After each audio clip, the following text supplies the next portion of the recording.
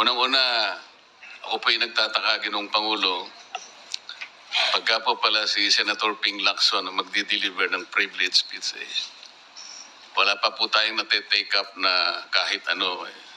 Siya pala ay masyadong special dito sa chamber natin. Kasi po, pagka kami, lalong-lalo na ako, minsan patatapusin na lahat muna.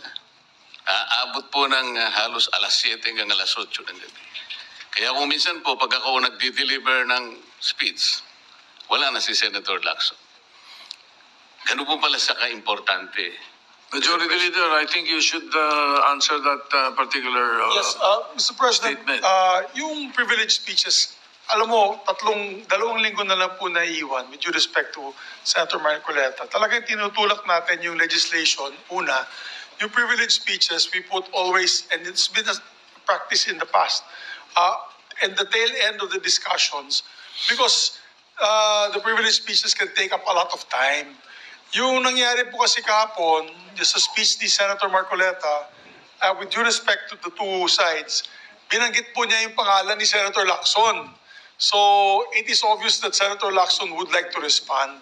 So, usually, when it is personal and collective privilege, especially when they're trying to defend themselves, kasi gusto mong i-defend sana ang sarili mo, binibigyan po natin ng pagkakataon. Ang senador na tumayo at any given point in time. Kaya kung sinabi din po sa akin ni Senator Marcoleta kahapon na ito po ay personal and collective dahil galit ako kay Senator Lacson, ginawa kong agad-agad. Pero hindi po niya kwento sa akin ano yung purpose ng kanyang speech. Kaya nung ninapitan niya po ako for speech, binabigyan po natin Senator Tulfo muna, pagkatapos si Senator Tulfo, Senator Marcoleta naman po. Pero yung laman po ng speech si Senator Marcoleta ay binabanatan isang member ng Senado. Obviously, that member of the Senate will stand and defend themselves. We have to give them priority. It goes for any member of the Senate, Mr. President. We will give the privilege to any member of the Senate. Thank you. All right, thank you. Sir President, ang sinasabi ko lamang po ay ngayon ko lang po na nakita ang ganitong special treatment. Hindi ko naman sinasabi, Mr. President, na lahat ay ganito.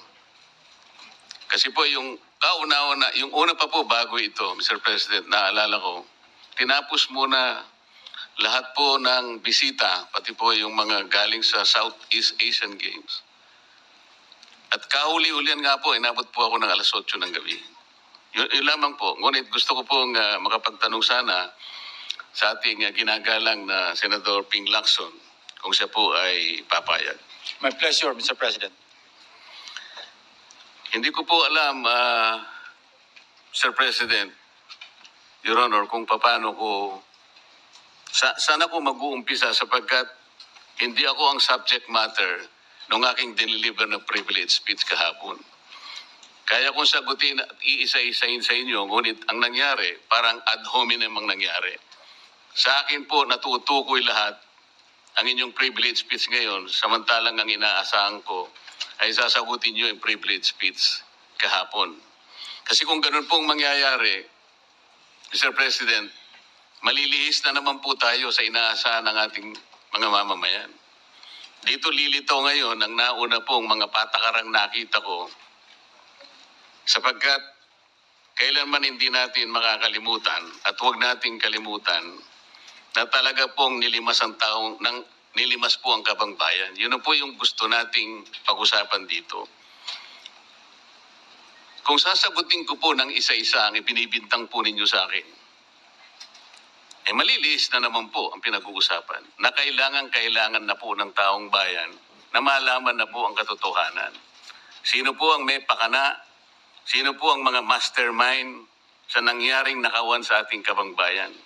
Ito po ay hindi pangkaraniwang pagnanakawan, Ginoong Pangulo. Yun po ba ang gusto niyong mangyari, Ginoong Ping Lacson?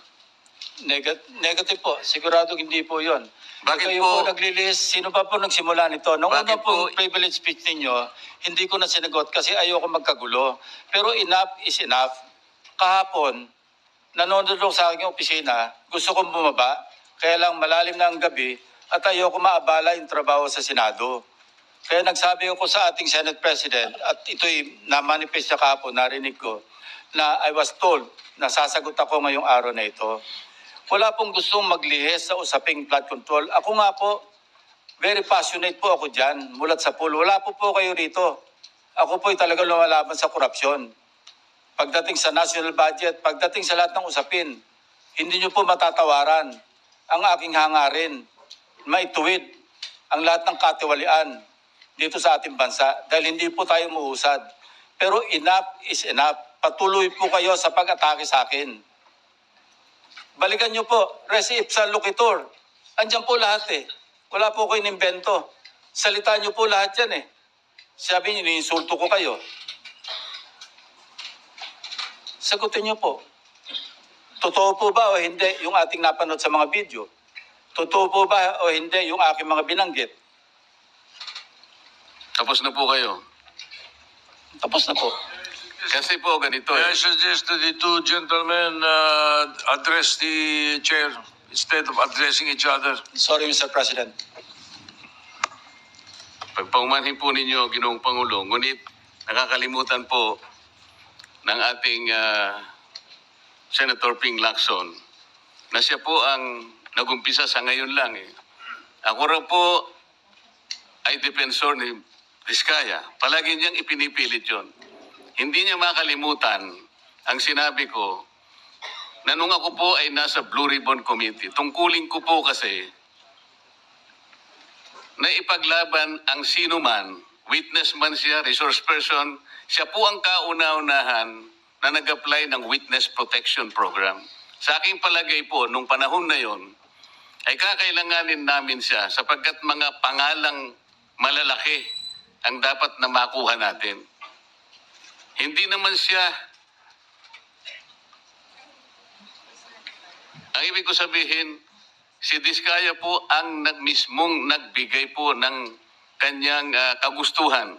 Nung una po, Mr. President, ayaw ko nga maniwala sa kanya. Kaya sinabi ko sa kanya, gumawa ka ng sulat, kahit sulat kamay, para sa ganun, walang masabi ang iba na parang ako pang nag-initiate sa'yo dahil hindi kita kakilala. Kailangan malaman muna natin kung ano ang laman ng iyong testimony. At kailangan ma-determine natin kung talagang meron kang may kukontribute na mga pangalan. Kasi importante na lumitaw ang mga pangalan ng mga taong talagang utak ng pagnanakaw na ito. Yun po ang pinag-umpisahan nun eh. Dahil mabigat ang kanyang gagawin, Mr. President. Nakita ko sa kanyang kagustuhan na siya sumailalim sa Witness Protection Program. Kinilala ko naman yun, Mr. President. Malalagay nga sa alanganin ng buhay niya. Yun po naman yung nakalagay sa batas eh. Bakit ngayon akusahan ako na ako pa ang nagdidepensa sa kanya? Nandun naman po sa batas eh. Kaya nga po nang ipilit po ng ating DOJ Secretary na pinipilit niya magkaroon ng restitution, sinabi ko huwag mong gagawin yan. Wala naman sa batas yan eh. Ipipilit ninyo sa pamagitan ng memorandum ninyo na kahit wala sa batas para siya maging katanggap-tanggap na witness protection program witness, ay gagawin niyong mag-restitute siya. Wala po sa batas yun, Mr. President. Yun po yung nilalaban ko. Kung napagkamalan niya na dinidepensahan ko, hindi po pwede yung ganon, Mr. President. So ngayon, hanggang ngayon, pati ba naman ng asawa ko na independent director, kakalantariin pa rito. Saan ba natin pag-uumpisa ng pag-uusap na ito? Pagkatapos, ipipilit na naman ninyo yung Kalayaan Island Group. Ano po ba patakaran dito, Mr. President? Ginoong Lacson? Kailangan bang samot-samot ang gagawin mo para sa isang privilege speech? Kayo po'y matagal na sa Senado. Alam ko po, kabisado nyo yung patakaran dito. Ang isang privilege speech nakatutok lang sa isang subject matter. Pero ang gagawin po ninyong samot-samot ito, at pagkatapos ay mag-uumpisa kayo na parabang ang nilalaman ng privilege speech ninyo eh puro ad hominem. Wala po tayong matatapos dito. Ang hangarin po natin dito ay yung subject matter na pinipilit natin sapagat ito po ang inihintay ng taong bayan. Kung sasagutin ko po ng isa-isa at ang iba po'y sinagot ko na, ay lalayo po tayo. Ang aking pong tinatanong sa aking privilege speech kahapon ay bakit parang hindi ninyo pinagbigyan ng ibang mga tao na napakarami nilang dapat sabihin para sa ganun malaman natin ang katotohanan. Kayo po ang nagsabi, Senator Lacson, Mr. President, napupuntahan natin lahat ng lugar na kung saan ang ebidensya. Hindi po ba kayo po ay nagpahayag noon dito sa plenaryo, Mr. President, Senator Lacson, na sinabi nyo na ang presidente ay name drop ni Yusek Bersamin. Hindi ko man lang po nakita yung kanyang katauhan na ipinatawag nyo dito. Samantalang napakalaki ng dapat niyang ipaliwanag sapagkat kayo po ang nagsabi sa pamamagitan ng pagtitiwala ninyo sa ibinigay na testimony ni Yusek Bernardo na niname drop niya ang presidente. 100 billion pesos po pinag-uusapan dito na kung saan ang porsyentong tinanggap nila sangayon din sa inyong pagpapahayag ay 8 billion pesos. Nagtataka po kami, ang taong bayan, hindi nyo man lang pinatawag si Yusek Bersamin. Nagtataka din po ako. Alam po ninyo ito. Nakiusap. Nagpresenta si ex-Governor Chavit Singson.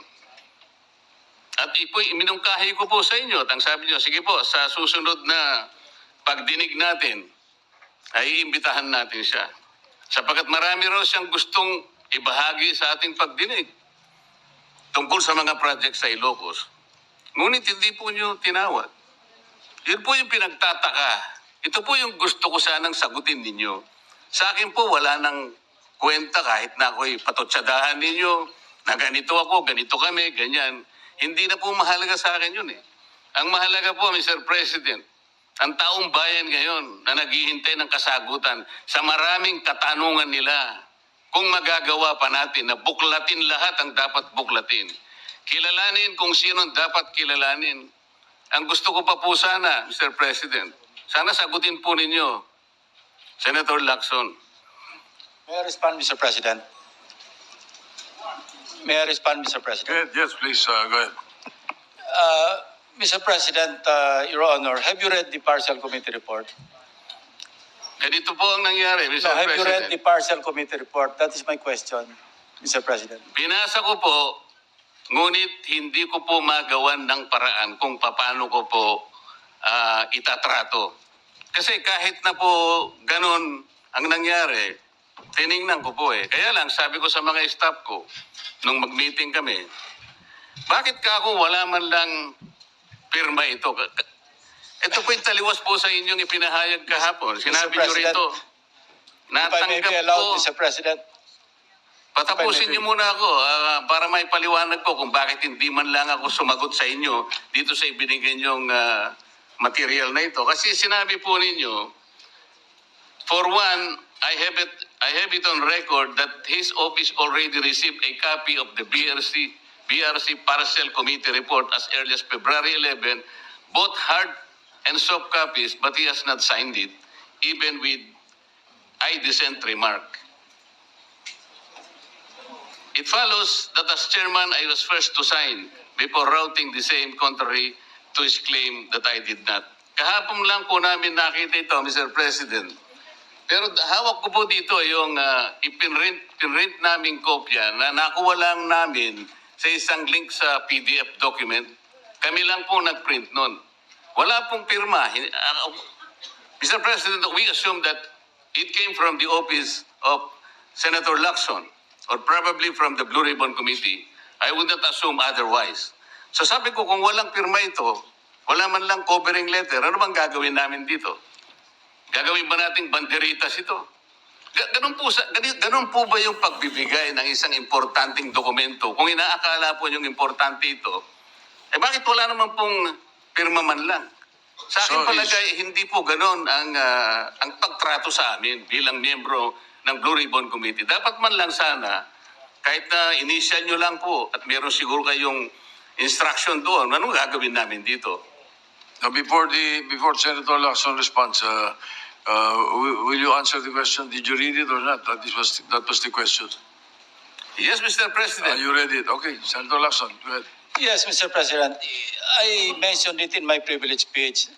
Binigyan po natin ng tigitigis ang kopya na may watermark ng kanya-kanyang opisina. Una, nagkaroon po tayo ng isang masamang experience na nag-leak yung nauna ng ni-route na committee report. So naisip namin, para matunto natin kung saan opisina manggagaling ang leak, bigyan natin ng tigitigis ang kopya. Hindi po talaga pipirmahan yun kasi advance copy po yun eh. Nasabihan po namin ang kanilang mga staff na kapag ready na sila na pumirma at nabasa na nila, hudyatan nila kami, ipapadala namin yung physical or yung hard copy. Nandun po yung signature page, nakapirma po ako doon. Hindi ko po pwede ikalat yun nang wala akong pirma kasi ako yung chairman. Hindi niyo po narinig yung aking paliwanag sa aking privilege speech na talagang walang pirma yung aming ikinalat sa bawat miyembro. Dahil yon para lang mapabilis kasi 400 pages po. Alam ko magtatagal mabasa. So para simultaneously, isipin niyo po Mr. President, kung isang kopya lamang yon na aking igagala sa 17 o 20 miyembro ng Blue Ribbon Committee, isang taon po baka hindi pa tapos mabasa. So gumawa kami ng nag-devise po kami ng isang pamamaraan para simultaneously, sabay-sabay nila mabasa with the advice to their staff na kapag nabasa na at ready ng pumirma, sabihan kami, dadali namin yung kopya na mayroong signature page at sa kanila pipirmahan. Katunayan kahapon po si Senator Bam Aquino. Binigyan namin sa kanya yung may signature page at pumirma siya. Hindi po matatapos kung yung 467 yata na pages, iisa-isahin namin iikot. Mahirap po. Gumawa na nga kami ng paraan para matakil na sa floor, ma-defend ko, at makapag forward tayo na tulad ng binanggit ko sa aking privilege speech, simula na tayo uli ng mga panibagong pagdinig. Ngayon, sinabi po ni Senator Marcoleta na bakit hindi inimbitahan si Undersecretary Bersamin. Kaya ko po tinanong, kung nabasa niya na yung report, kung meron po siya may pakita sa akin doon sa committee report o doon sa TSN, doon sa minutes ng pagdinig na nabanggit ang pangalan ni Undersecretary Bersamin. Bukas na bukas din po o bigyan natin 3-day notice rule. Tatawag po ako ng pagdinig, ipapatawag natin si Undersecretary Bersamin. Ang binabanggit niya po yung aking interpellation sa DBCC na kung saan si Undersecretary Bernardo gumawa ng personal na sulat kay Pangulong Bongbong Marcos. At sinasabi niya doon na ito yung mga personalidad na alam niya, na naalala niya na merong allocable at kung ano-ano pa. Wala po sa Blue Ribbon Committee minutes yun. Sa labas po yan sa plenaryo, sa DBCC, sa National Budget Deliberation. So kung may papakita po sa akin ng ating kasamahan, Senator Marcoleta, na mayroong isang mention sa affidavit o sa salaysay ni Undersecretary Bernardo na binanggit si Undersecretary Bersamin. Eh di tumawag po tayo ng pagdinig at mag-motion siya na ipatawag kung sino man ang gusto niya patawag. Ngayon si Governor Chavit Singson, wala naman pong paliwanag. Ano po yung ite-testify? Konektado po ba sa issue at hand, which is the flood control projects? Kung konektado po, sana sumulat po siya sa chairman at sinabi niya, ito yung lalamanin ng ite-testify o ito yung naka-attach yung draft affidavit ni Governor Chavit Singson. Sino naman ako para tumanggi na ipatawag kung sino man yung resource person? Eh nagpadala nga siya ng surprise witness, siya lang nakakaalam eh. Hindi ko po inawat eh. At Mr. President, No, sandali po, hindi pa ako tapos. At nung hinanap kong pilit, pinagtanong ko yung mga addresses, lahat ng mga kakilala ni Gutesa. At inalam po namin sa pamamagitan ng CCTV footage, baka naman merong sumalubong o merong kasama na pwede natin matunton kung nasaan si Gutesa. Ganun po kasi ang aking pagnanais na talagang get to the bottom of this issue. Pero bigla po nawala eh. Ano po magagawa ko? Mr. President, wala nga pong nakasulat dun sa transcript tungkol nga po dun sa binanggit niya sa plenary na pangalang Adrian Bersamin. Eh, paano nga pong mababanggit doon, Mr. President? Hindi nga niya pinatawag eh. Samantalang dapat niyang ipatawag, siya mismo ang nag-highlight. Isip-isipin po ninyo, nagawa po ni Senator Lacson na isama sa plenary debates ng ating 2026 budget. Ganun ka-importante ang bahagi na yun, Mr. President. Hindi ba dapat, ipinahayag mo yun eh, malaking bagay yun, ibinulgar mo pa nga eh. There are 2 public officials I will reveal this morning. Ganun lang. At hindi mo pinatawag. Kung pinatawag mo yun, malinaw na malinaw, nalagay sana sa transcript. Ganun lang naman ang ibig sabihin eh. Sa mga tweet, iniwasan po, Mr. President, para hindi malagay sa transcript. Pagkatapos ikakatwiran po ninyo, eh kung nasa transcript, di sana pinatawag ko. Baligtad po ang ginawa ninyo, Mr. President. Katulad din po sa 30, Nara Street sa South Forbes. Ilan po yung binanggit ng mga tao doon? Hindi ko po sinasabing totoo yun, pero for purposes of the inquiry and investigation, kung talagang ganun, kalawak ang inyong pananaw. Dahil pati nga po yung pagpunta ni Gutesa, pati CCTV po pinakita ninyo. And dami po sana ang pagkakataon na nakita sana lahat ng mga binanggit ni Saldico na mga ginamit na sasakyan. Makikita doon sa pagitan ng alas 9 hanggang alas 10 ng umaga. Tawagin natin yung kung sino man yung security agency doon. Pero hindi po ninyo ginawa eh. Pero sasabihin po natin, you wanted to emphasize one point. Kung nasaan ang ebidensya, ay talagang pupuntahan natin. Kayo po ang inconsistent eh. Pagkatapos ako ang sasabihin ninyong inconsistent. Ang dami po eh. Nakiusap ako na, sabi nga natin, ang dami pong tumuturo sa pangalan ni Martin Romualdez. Inimbita po ninyo, hindi dumating, nakiusap ako, naimbitahan uli. Ang sabi po ninyo sa pamagitan ng inyong interview, eh kung pupunta siya rito, welcome. Kung hindi siya pupunta, wala tayong magagawa because of interparliamentary courtesy. Mr. President, hindi po karaniwang pagnanakaw ang nangyari sa kasaysayan ng ating bansa.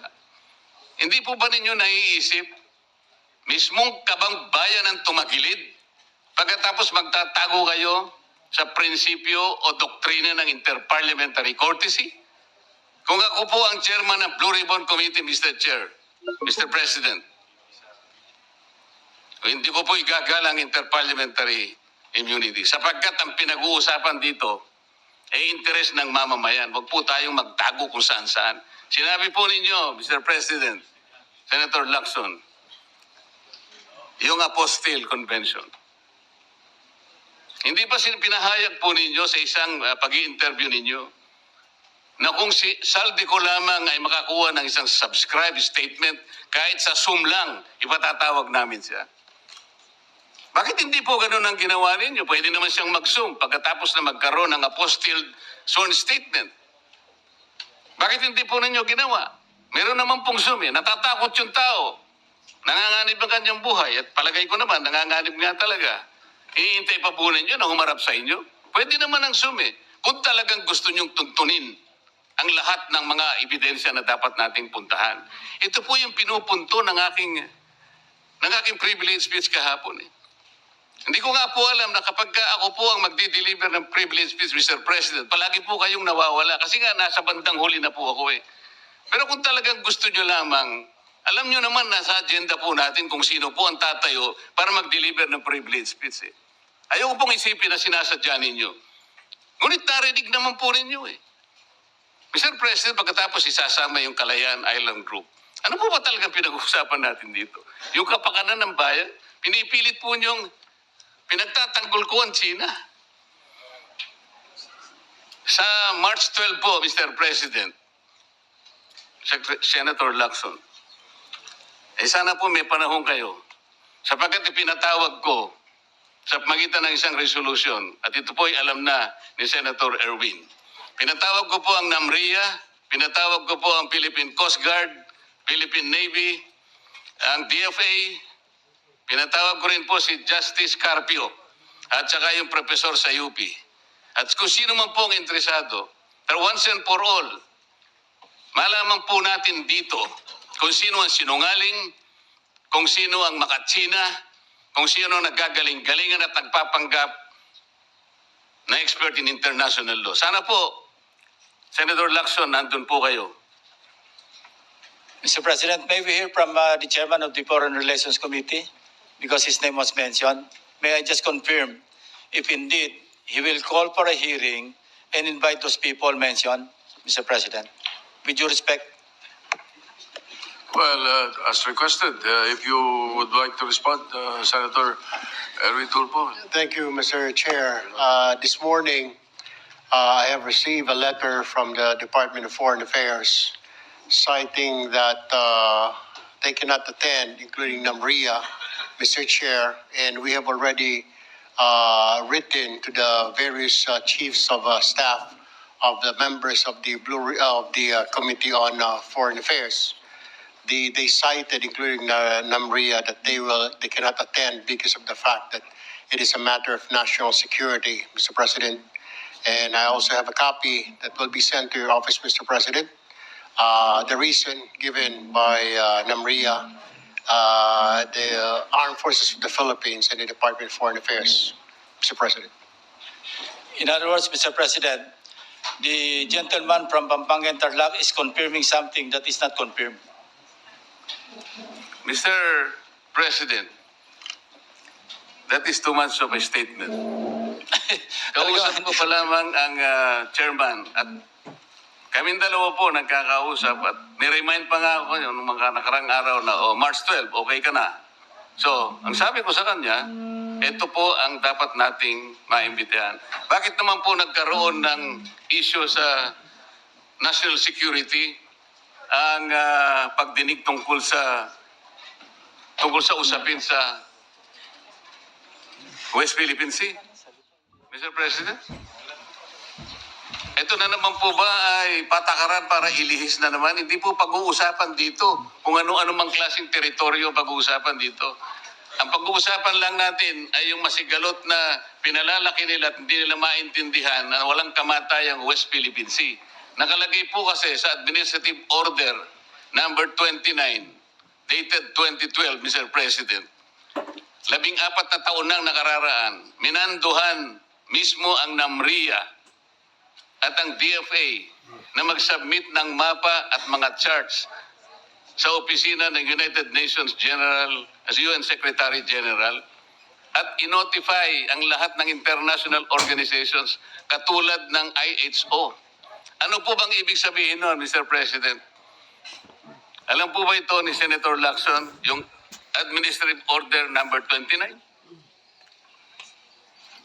This is something between the chairman of the Foreign Relations Committee and the gentleman from Tarlac and Pampanga, Mr. President. Hindi po, tinatanong ko po kayo. No, kasi, I don't know Administrative Order number 29. hindi po ninyo alam, sasabihin ko sa inyo. I don't Ulitin need to ko. know, Mr. President. I'm not interested.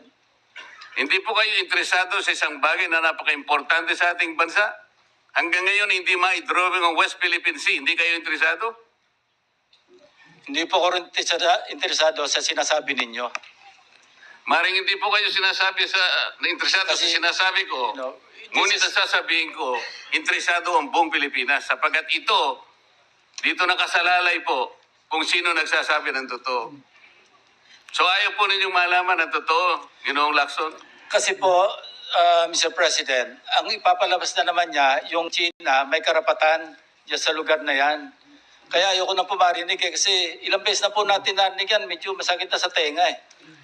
Alam po Kaya ninyo, sinasabi ko po, ayoko alam na po ninyo, marinig Mr. kung President, nanggagaling sa kanya, Mr. President. si Senator Lacson po ay, yung pagkakaalam ko, isang magaling na investigador. Ngayon po pala yung manghuhula na. Salamat ka man lang. Paano po niya nahula? Ang sasabihin ko ay The debate is going into Yeah. motives